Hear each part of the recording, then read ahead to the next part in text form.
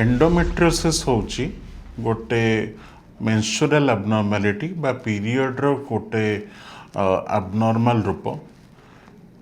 normally जो मासिक ऋतुस्राव हुए सेटा यूट्रस बा गर्भाशयर भीतर गोटे लेयर जहाँ को एंडोमेट्रियम कहा जाए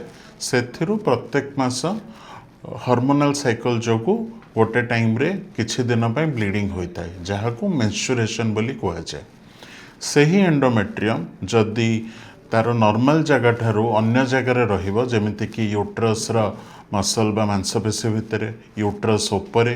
फैलोपियन ट्यूब उपरे ओभारी उपरे किंबा पेटर अन्य कौन सी जगह जेमिति कि पेरिटोनियम आ अन्य ऑर्गन्स जदि सेठी एंडोमेट्रियम रहिला ताहले प्रत्येक मासर जो ब्लीडिंग टा यूट्रस बाहर को हुए सही ब्लीडिंग टा सही ऑर्गन ने मध्य हबो आउ सही जगह रे सही ब्लड टा बहुत दिन धरी जमा रही रही से गुड़िक एंडोमेट्रियोसिस बा चॉकलेट सिस्ट धारण रूप धारण करिथाए